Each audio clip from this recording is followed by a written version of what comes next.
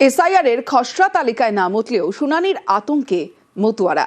CAA তে নাগরিকত্ব এখনো মেলেনি, ফলে নির্বাচন কমিশন নথি চাইলে কি দেখাবেন এই ভেবে চিন্তায়।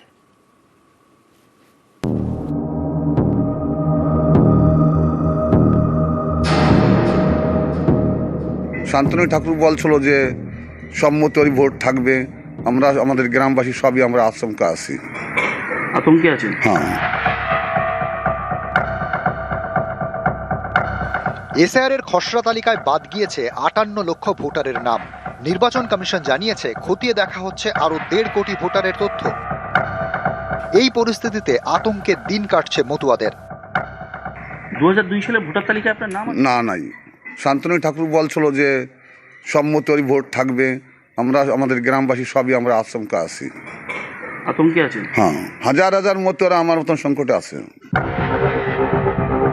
বাংলাদেশ থেকে ভারতে এসেছেন মতুয়াদের অনেকেই এদেশে এসেছেন ২০০২ সালের পরে। ফলে ২০০২ সালের ভোটার তালিকায় তাদের নাম নেই, তাদের ঘনিষ্ঠ আত্মীয়ের নামও নেই।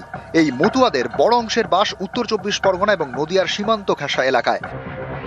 নির্বাচন কমিশনের তথ্য অনুযায়ী ২০০২ এর তালিকায় নাম নেই এমন ভোটারের সংখ্যা সব থেকে বেশি উত্তর ২৪ পরগনা এবং নদিয়াতেই।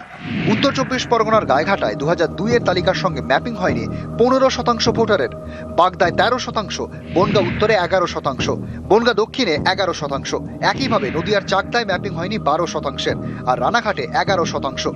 এই রানাঘাটের মধ্যে পড়ে ৩ বিধানসভা কেন্দ্র: রানাঘাট উত্তর পশ্চিম, রানাঘাট উত্তর পূর্ব এবং রানাঘাট দক্ষিণ। ২০২১ সালে এই ৮টি বিধানসভা কেন্দ্রেই জয়ী হয় বিজেপি। পশ্চিমবঙ্গে এর আগে এসআইআর হয় ২০০২ সালে। কমিশনের তথ্য অনুযায়ী গত ২৩ বছরে সব থেকে বেশি ভোটার বেড়েছে সীমান্তবর্তী ২ জেলায়, উত্তর দিনাজপুর এবং মালদা। কিন্তু এসআইআর প্রক্রিয়ায় ২০০২ এর তালিকার সঙ্গে বংশ পরিচয় মেলাতে পারেন এমন ভোটারের তালিকায় শীর্ষে অন্য ২ জেলা উত্তর ২৪ পরগনা এবং নদিয়া, এবং এই ২ জেলাতেই মতুয়া ভোট বড় ফ্যাক্টর। যে মতুয়া ভোট এ রাজ্যে বিজেপির অন্যতম বড় ভরসা, সেই মতুয়াদের অনেকেই এখন এসআইআর এর শুনানি নিয়ে আতঙ্কে, যা নিয়ে শুরু হয়েছে রাজনৈতিক চর্চা। ২০০২ সালের পরে যাদের ভোটার লিস্টে নাম, তার 90% হচ্ছে আমার মতো সমাজের লোক। এবং সেটাকে শান্তনু ঠাকুর কি বললো, রোহিঙ্গা। মতুয়ারা সেটা বোঝেনি, এখন সেটাকেও বুঝতে পেরেছে মতুয়ারা, যে শান্তনু ঠাকুর তাদেরকে ঠকিয়েছে, মোদি তাদের ঠকিয়েছে, অমিত শাহ ঠকিয়েছে। আতঙ্কে তো ভুগছে, এটা সত্যি। আমরাও টেনশনে আছি যে এদের এই লোকগুলোরে কি করে বাঁচাবো। যে নামগুলো বাদ পড়েছে, আমার মনে হয় 90-র উপরে চলে যাবে আমাদের এই মতো সমাজের লোকদের। এটা ভয়াবহ পরিস্থিতি। কোথায় কাগজ দেবে? কাগজ নেই তো, আন্দোলন করা ছাড়া কোনো উপায় নেই। এসআইআর এর প্রক্রিয়াতেই চলবে। তাতে যদি কারোর কোনো পার্টির কোনো সমস্যা হয়ে থাকে, সেটা তাদের ব্যক্তিগত আমার মনে হয় মতামত বা ব্যক্তিগত চর্চা। আমি তো বলেই দিয়েছি যে মতুয়াদের কোনো ফ্যাক্ট নেই এখানে। মতুয়াদের সিটিজেনশিপ হলে মতুয়াদের আর কোনো সমস্যা নেই, অটোমেটিক ভোটার লিস্টে নাম উঠবে। তো মতুয়াদের নাম বাদ গেল না, এটা নিয়ে মতুয়াদের কোনো টেনশনই করা উচিত না। মতুয়াদের নাগরিকত্ব দিতে সিএএ চালু করেছে কেন্দ্রীয় সরকার। মতুয়াদের অনেকে সিএএ এর অধীনে নাগরিকত্বের আবেদনও জানিয়েছেন, কিন্তু হাতে গোনা কয়েকজন এখনো পর্যন্ত নাগরিকত্ব পেয়েছেন। সুপ্রিম কোর্ট সম্প্রতি মন্তব্য করে, আগে নাগরিকত্ব, তারপর ভোটাধিকার।